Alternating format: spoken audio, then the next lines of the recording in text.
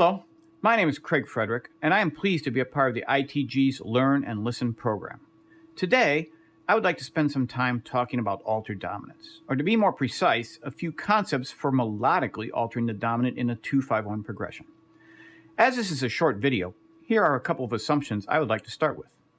First, we will be considering dominant chords to be tension chords, meaning that they are chords that need to progress and resolve. This is typically the case whenever the dominant is followed by a chord a fourth above or a fifth below, creating a 5-to-1 relationship. Second, melodies that sound harmony do so by sounding the voice leading between the chords. Playing a single line solo, it is not possible to actually play harmony. It must be implied. Short of simply outlining chords, this is best accomplished through voice leading. 3. For our uses in this discussion, voice leading will be defined simply as chromatic connections between chords. And fourth, adding melodic alterations to dominant chords adds additional tension to the dominant and more opportunities for chromatic voice leading into the tonic chord. Here are a few examples over a 2-5-1 in C major. The first is completely diatonic. The next three use altered tones over the dominant 5 chord.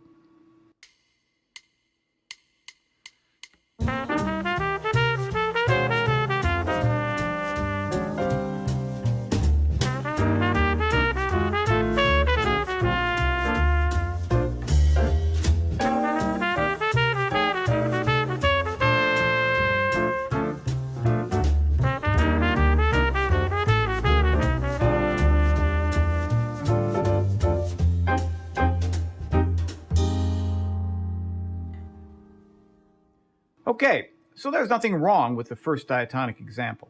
It has decent melodic shape and progresses with strong chromatic voice leading into the tonic chord. If played a cappella, it would sound the 2-5-1 harmony.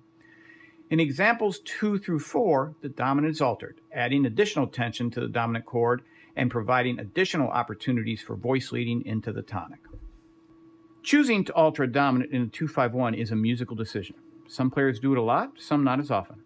Being acquainted both technically and orally with altered sounds allows this decision to be made for musical reasons.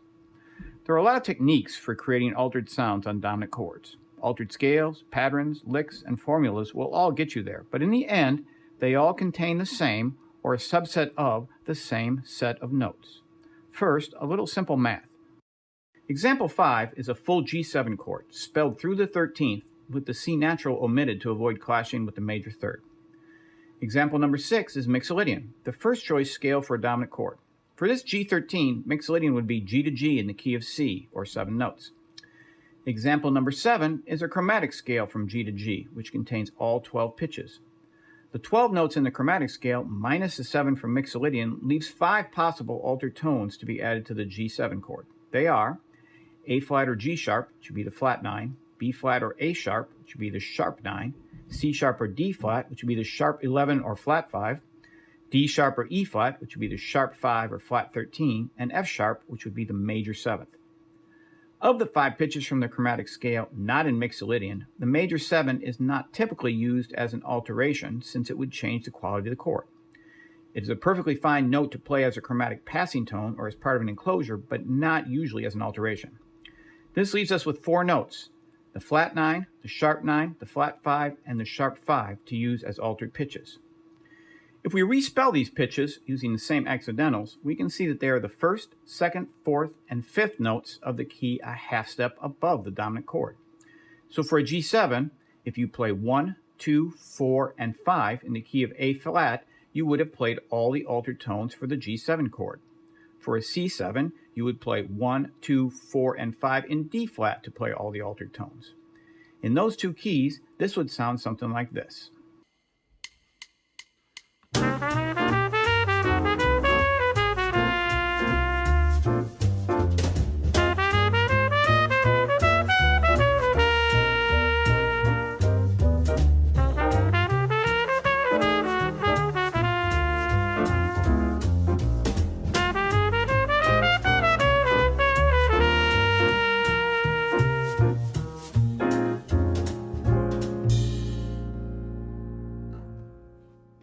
The obvious first step would be to learn and become comfortable with these 4 notes for all dominants. As I like to tell my students, this part is like being back in elementary school and having to learn spelling and vocabulary words.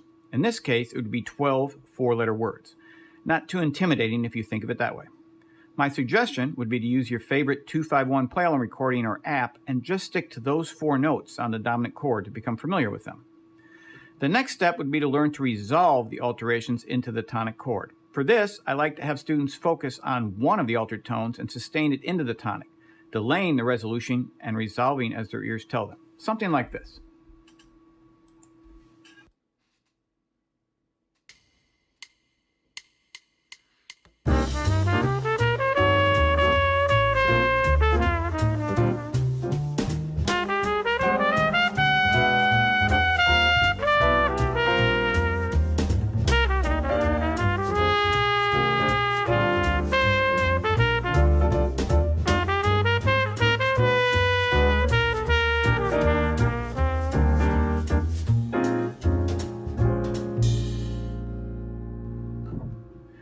Next, I might have them practice using just 2 of the altered pitches on each of the dominants, always focusing on the resolution into the tonic chord.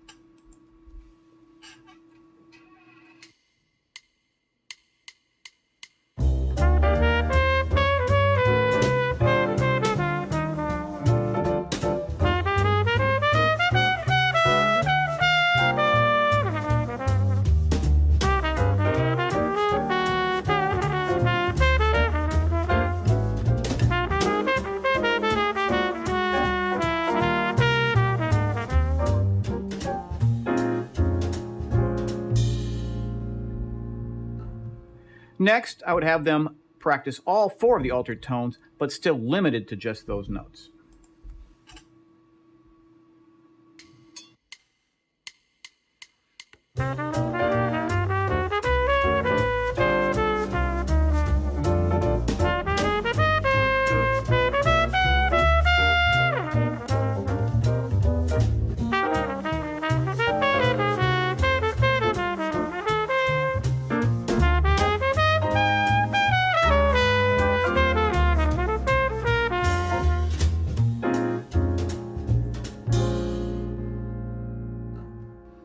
Okay, so that covers all 4 altered tones on these 2 dominants, the G7 and the C7. Now we need to add the 3 missing notes to create a 7-note scale. These would be the root of the dominant chord, the 3rd, and the 7th. For a G7 chord, the root is G, the 3rd is B, and the 7th is F. Adding these notes to our 4 altered notes, we now come up with a 7-note scale. G, A flat, B flat, B natural or C flat, D flat, E flat, and F. This is G superloquium, the 7th mode of A flat melodic minor, also referred to as the G altered scale or diminished whole tone in some of the older Jamie Aebersold play-alongs. I believe learning this scale altered tones first really helps solidify resolutions as well as focusing on alterations as targets instead of the root 3rd or 7th. Here are some examples adding the root 3rd and 7th as well as the altered tones.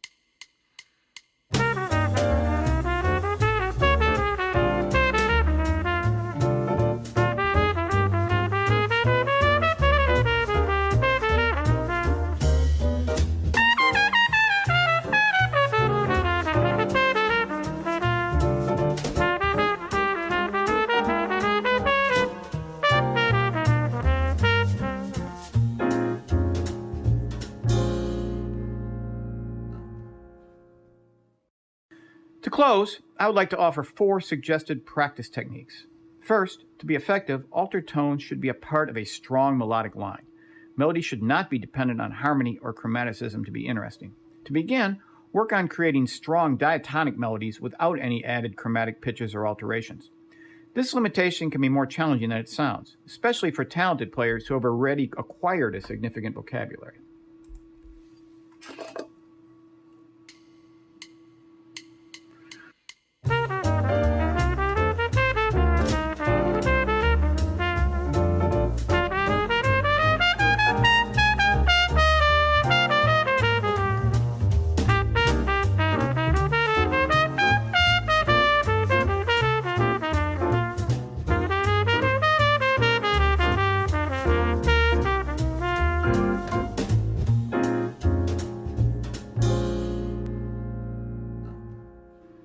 Next, work on lines with added chromatic tones. The simple explanation of the difference between an altered sound and one with added chromatic tones is when and how resolution occurs. Remember, there are only 5 possible chromatic tones on most chords. If they are resolved within the duration of the chord and not part of a series of chromatic tones, they are usually added chromatic tones. If a chromatic tone progresses to another chromatic tone or remains unresolved until the chord changes, it is usually an alteration. Working with bebop scales and enclosures are a great way to get started with this kind of playing.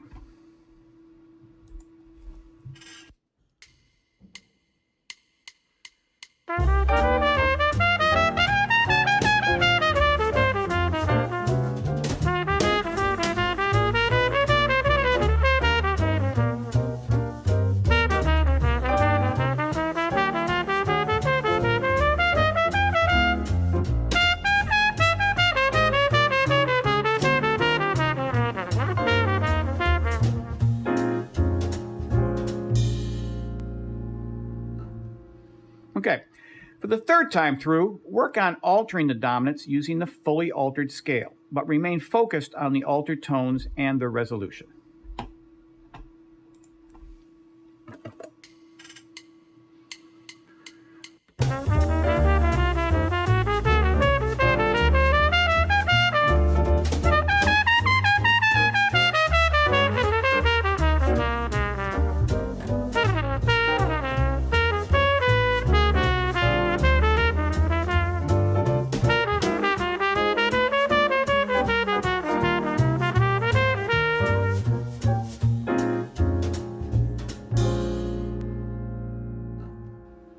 On the fourth time through, work on outlining harmony above the chord using a combination of the altered tones and chord tones, effectively creating polychords.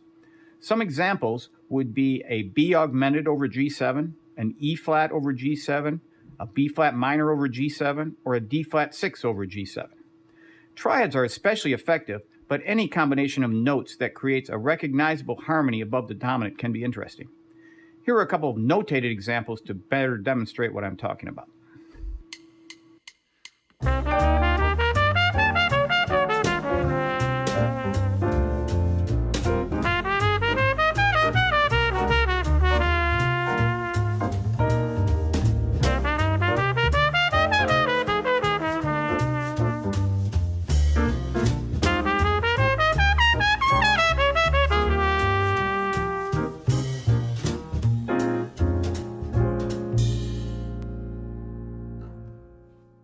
To sum up, become proficient enough with alterations to make choices that reflect your own musical intent.